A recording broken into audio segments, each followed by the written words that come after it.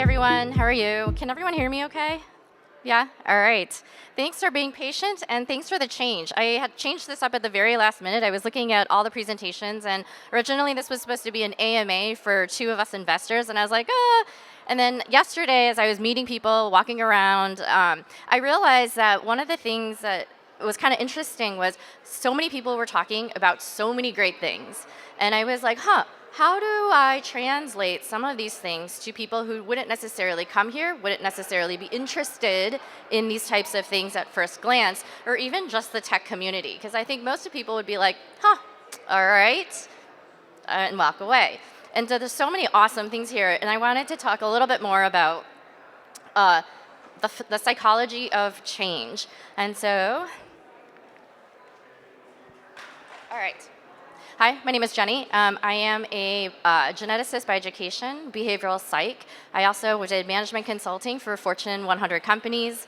What else did I do? Oh, I got tricked into starting a startup, and then tricked into starting a startup, and then we did pretty well, so I moved over to the investment side. One of the things that I am in the middle of is I'm at the intersection of behavioral psych, physiology, and what that looks like when you smash those things together and inject them into businesses, relationships, how we view life, how we view the world. Because quite frankly, we are barely scratching the surface.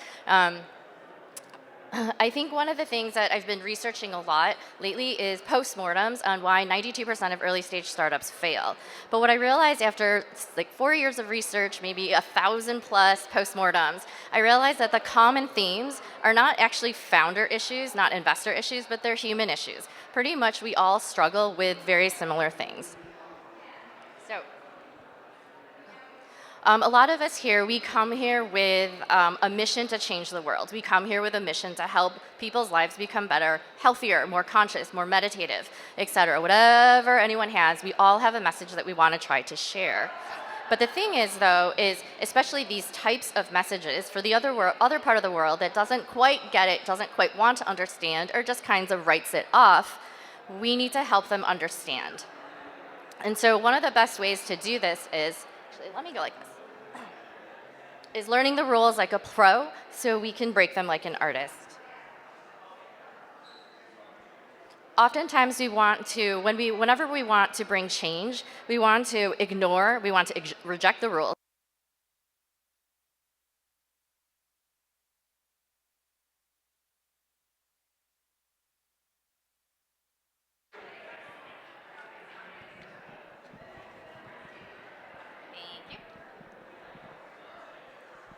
Check. Awesome. Well, we think to ourselves, well, we're just going to change the game. You know, we're 10 years from now, 5 years from now, 4 years from now, 3 years from now, we're going to talk to so many people. Our message is so compelling that we're just going to change the game that everyone else is playing. Well, I have to tell you, good luck. Good luck. Things don't change, we don't change, people doesn't change, society doesn't change, systemic things don't change in that fashion. So we need to understand the game, we need to understand the rules before we can start changing them. And so someone was asking me, they're like, wow, Jeni, that's such a great quote, but what the hell how do you action an art form? And so I have some tidbits that I've learned through the research that I've had that I'd like to share. Okay, awareness versus change. One thing that I noticed is quite a lot of times we confuse knowledge and understanding versus change. Investors don't invest because they understand you. They invest because they believe in you. Customers don't buy because they understand the product. They've bought into what they think the product can do for them. Same thing with change, any type of change. People don't change, people don't embrace change, people don't stick with the change because they've been educated or because someone has inspirationally gave them this information. They change because they've completely bought into the idea, they understand the idea, and they're willing to change. The thing is, though, is when we talk about this type of stuff, we severely underestimate the cost of change. Change is very, very costly. So, for example, change is really hard. And I don't know if we fully realize why change is hard. One, it's hard from an emotional level. There's fear, there's anticipation, trepidation. We don't like to feel uncomfortable. But then from a mental level, unconsciously, we have so much trauma that affects how we view change. 92% of our decisions are made unconsciously, and so that's a huge way of how we perceive change, good or bad. And then finally, physically change is hard. Whenever you're trying to learn something new, I don't know if you ever feel like, gosh, my brain hurts. This is hard to learn something new. Well, literally, the cells in your head, the process that is working is the process that's working is it's literally taking something that's unpaved and making a paved road in order for you to continually follow that process, know the process, learn the process, etc. And so change is really hard, and we don't take that into consideration. So a lot of times when we present new ideas, new products, whatever, we think to ourselves, this is the best way to do it. This is the best idea. This is the best, ... But at the end of the day, our world is finite. We have already, every moment in our lives, every hour of our lives, we have already committed. We've scheduled it out. So in actuality, it's not what's perfect. It's not what's great. It's not what's ideal. It's not any of that. It's what is compelling enough that will help usurp whatever someone else is doing and already allocated in that current given time, that they're willing to change what they're doing to also adopt to what you're asking them to do. And so I think a lot of times when we think about communicating change, we think about it in a bell jar, but that's not actually how life works. And it's not how humans work. Alrighty. And then the other question is do you actually want to bring change? And so it's kind of funny because I'll be asking a lot of people, so what is their plan on helping to bring their awesome messages to the masses? You know, and they'll tell me different things, especially founders will say, oh, it's really hard, investors will never, you know, they don't invest in impact things. And the funny thing is that's frankly just not true. It's just the people who are selling this change are not speaking the language of the people that they'd like to change. And so change doesn't happen. When the people who want to create change, whether we say it, accept it, or believe it or not, we want to create change in our world, in our timeline, in our method, in our worldview. But in reality, if we actually want to create change, we need to go to them. We need to go to the people that we're trying to change. Which makes this particularly hard is because perception. Perception is a bitch. Because as much as we know what we think we know, it doesn't matter. Because truth is what the other person perceives. And going back to, if we want these people to change, if we want people to change, then we need to go to what their perceptions are in order to figure out how to create change. All right. And then the other thing is are you being human? And so this was kind of the thing that I thought was the most fascinating, or just like really the most interesting. We think we are, but no, not really. So it's kind of funny. There was a founder that I was talking to, and they had an app for depression. And it went through early stage funding, and I'm not sure how many of you are founders and investors, but basically it got some money, it did pretty well, it had users, but then it plateaued. And she couldn't really figure out why it plateaued and how that she could get out of that rut. And so I asked her, I was like, so what is your definition of depression? And she kind of gave me this textbook definition, and it's like, no. What is your definition of depression? And she kind of gave me a similar answer. And then I asked her, well, what are your customers' definition of depression? And so I think therein lies a lot of the times when we try to elicit change is we have our definition of what the barriers for other people to follow or buy into what we're wanting them to buy into. The barrier is because they don't get it. They don't understand. They're not there yet. And we're not helping them. So for example, depression. If you don't have a working definition on what depression means to you and your customers, how do you solve for that exactly? Because everyone's depression manifests itself in all of these different ways. And so the group of people she was trying to reach were the ones who were very clinically depressed, that they were having a hard time leaving the house and they were feeling really isolated. And so her app was, it was a kind of a cool AI matching algorithmic kind of app. And at first blush, it seemed really cool. I was like, oh, great, I can like meet people. And I'm clinically depressed, so I struggle with that, so I understand.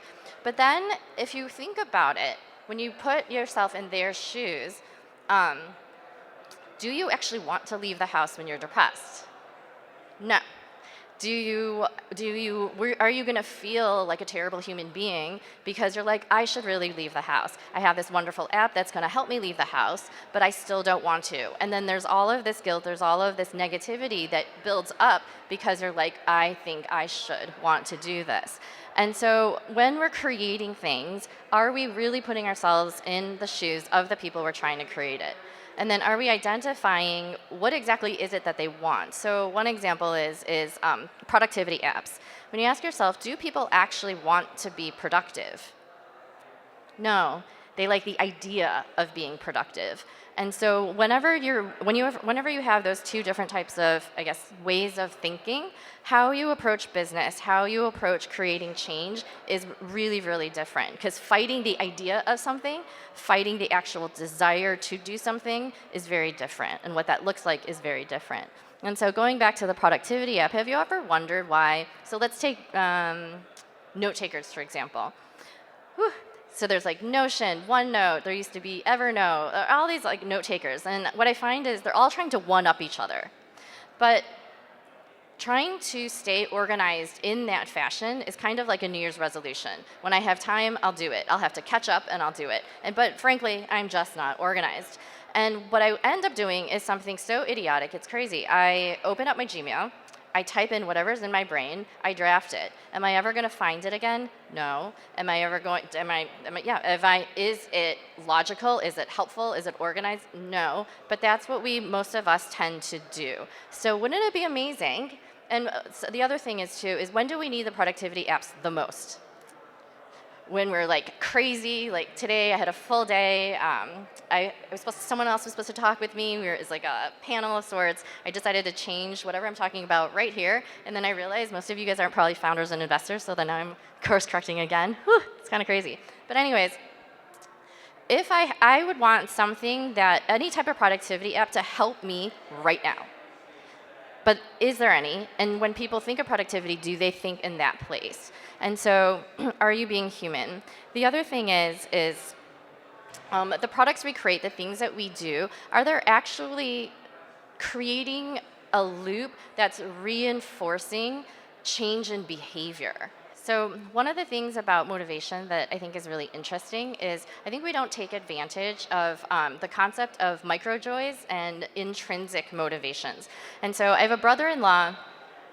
He really likes to garden. And so my dad has this gigantic garden that he overcommitted himself to like 10 years ago, and so now he's just stuck. And one weekend, it was like 90 degrees in Chicago, and my brother-in-law is like, hey, I'll help you with gardening. And my dad, sidebar, and he's like, do I need to pay him? Is he just doing this to be nice? This is really weird. And I was like, no, because I thought about it, and I was like, for my brother-in-law, this was something that was incredibly cathartic, incredibly rewarding. He would be able, like, away from his desk, he'd be able to have his hands in the ground, he'd be able to build something. And it was something that was so rewarding to him that he was basically doing hard labor for 2 days, all day long, and enjoying every minute of it. So in our relationships, in the founders that we're trying to get, in our employees that we're trying to hire for in that world, in what ways are we creating value or creating this desire of wanting to join, wanting to be part of the change because it aligns with something that's intrinsically within us? Because it's free. And it's free. And then finally, the last thing is how do we, when we're creating change, how do we keep in mind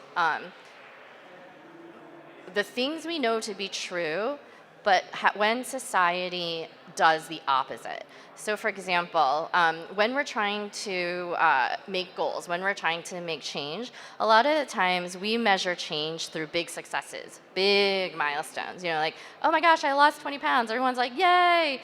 And we also like the underdogs. And so we like when people change, but the funny thing is we don't really like it so much the process while they're doing it. We enjoy the story of after they're doing it.